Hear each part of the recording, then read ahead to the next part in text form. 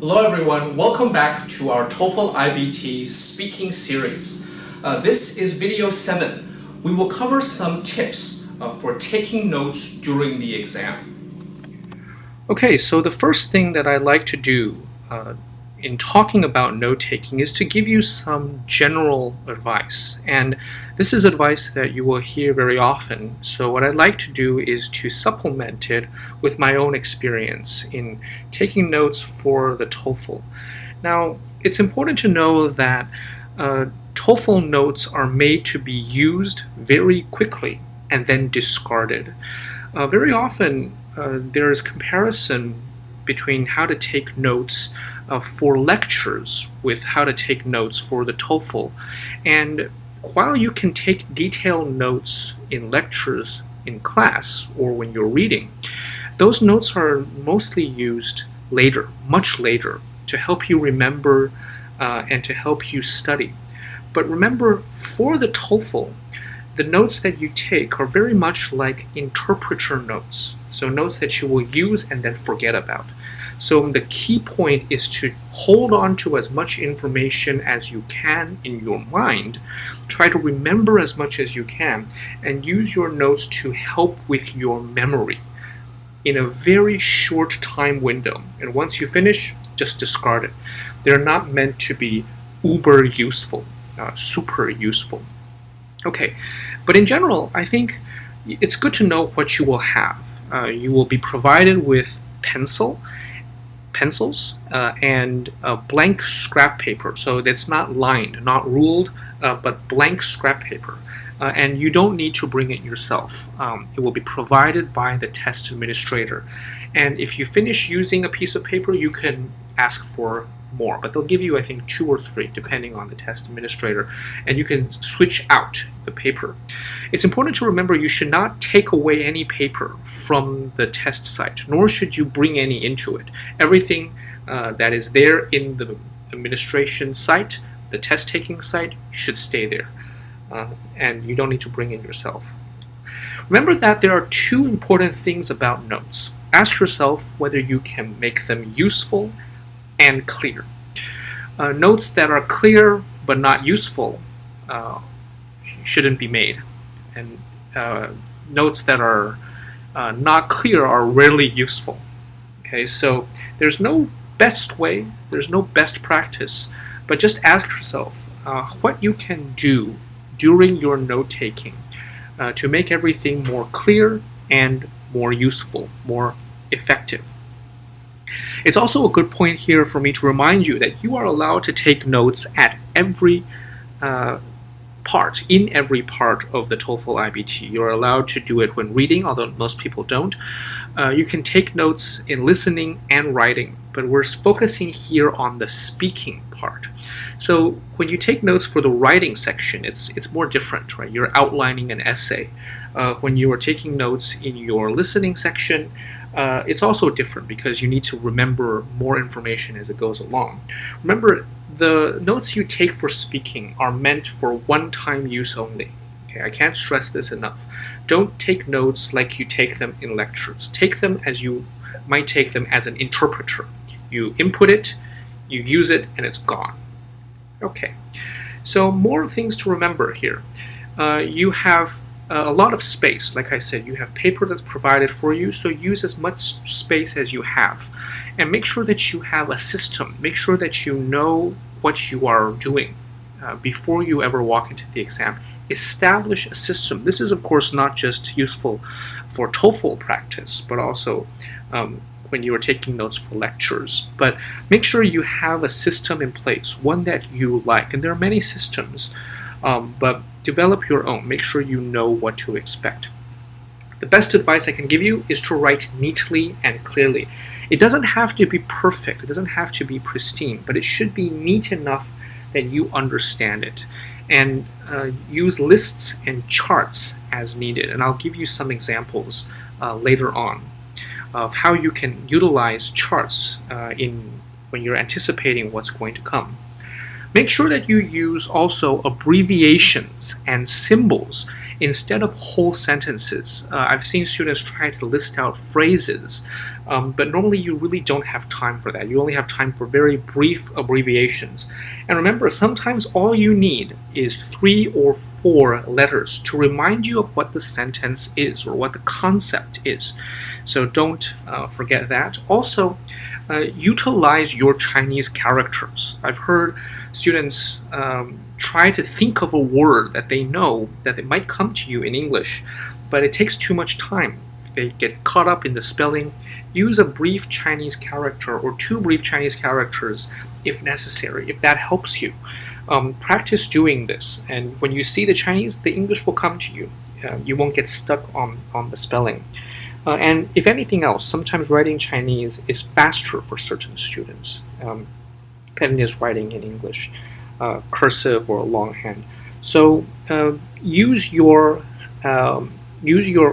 first language skills as you are taking notes and establish that into your system.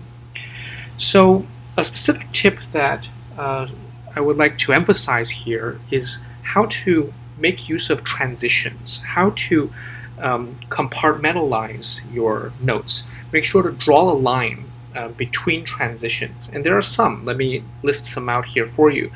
When you hear first, second, and third, what I like is to use Roman numerals, right? Or use Mandarin Chinese 1, 2, 3, right? First, second, and third to mark different parts, and then draw a line, move on to the next part.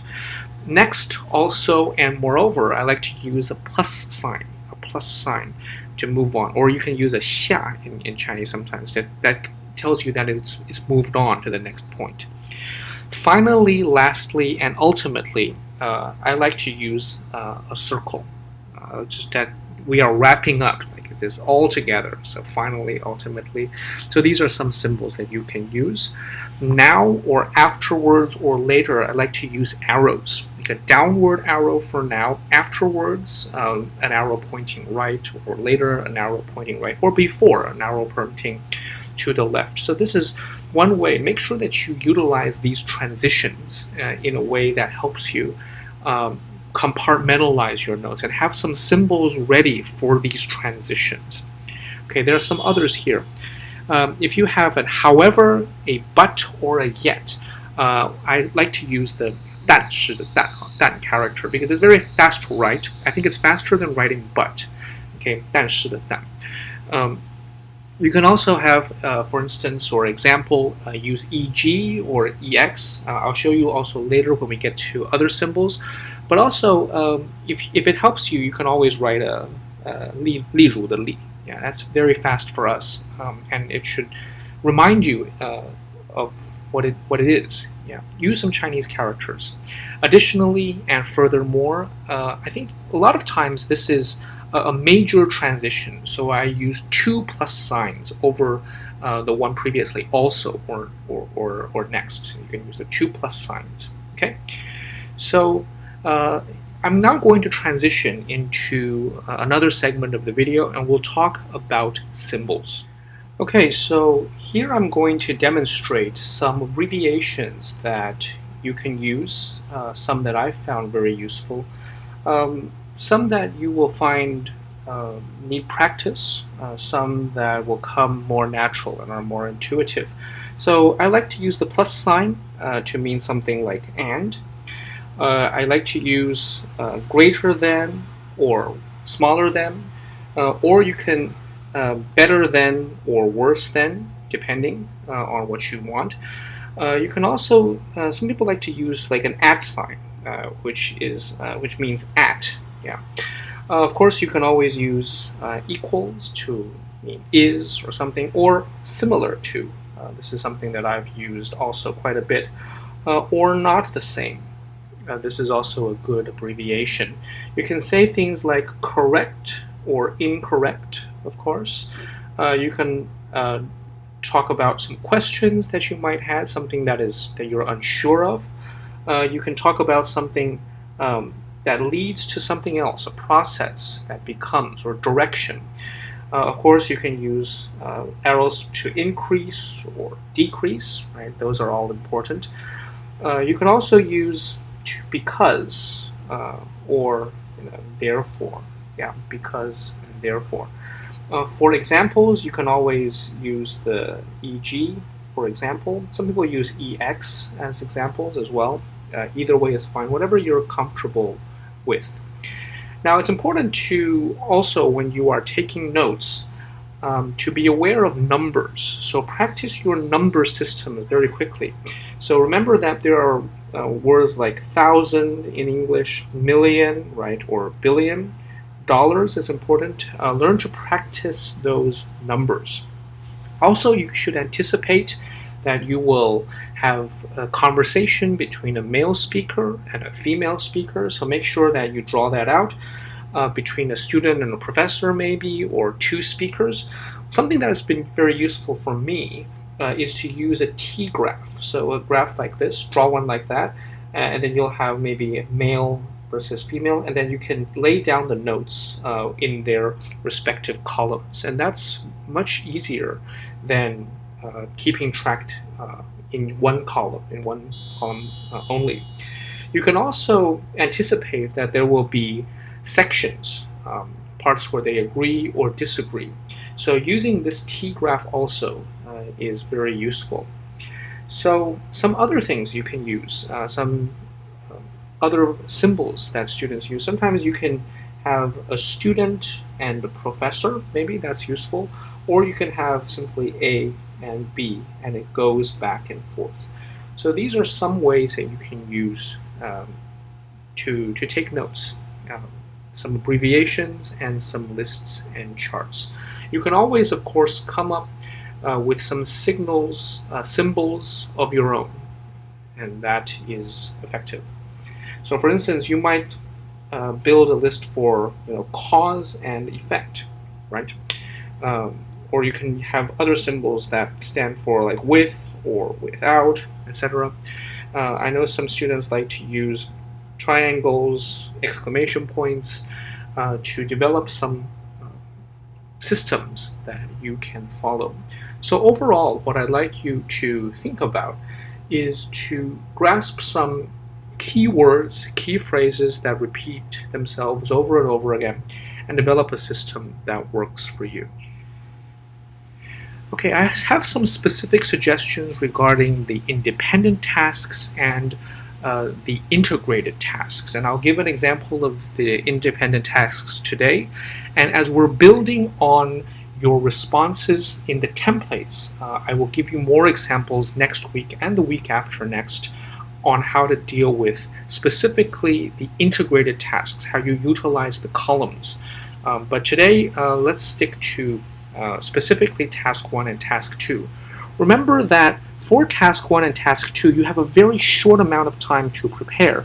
And so your notes should have, at most, should only have 4 things: a main response, 2 supporting details, and a point that you might concede.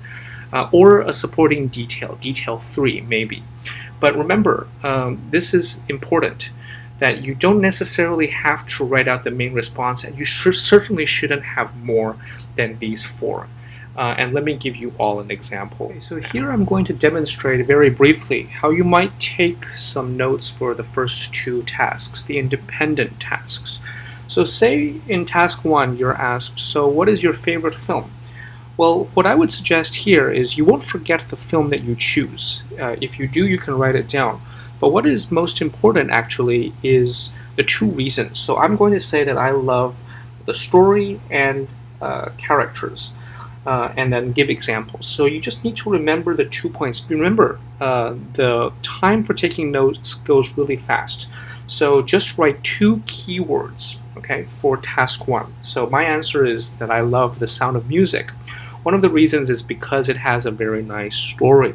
I love the story of how this young woman goes to a family of 7 children and finds love, finds belonging, and finds her purpose in life. I also love the characters, particularly the 7 children. I feel like I identify with the children when they were young, and I now identify with the captain.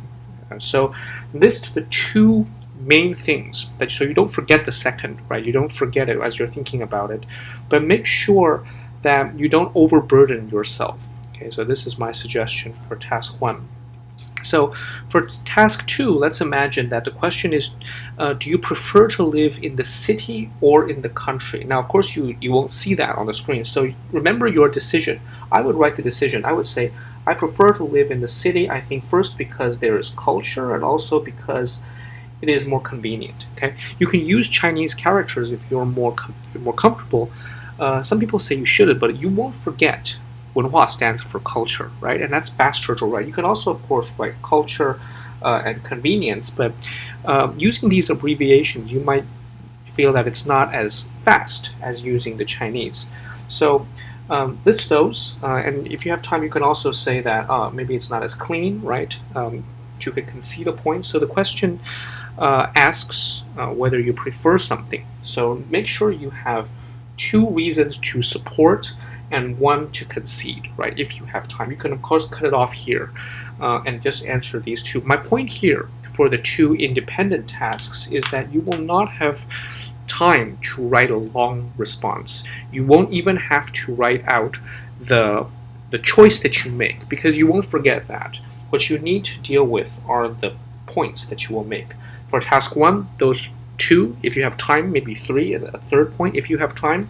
And same for task 2, the 2 reasons why you made that choice, 1 reason against or in support if you want to. Those are my suggestions for the 2 independent tasks.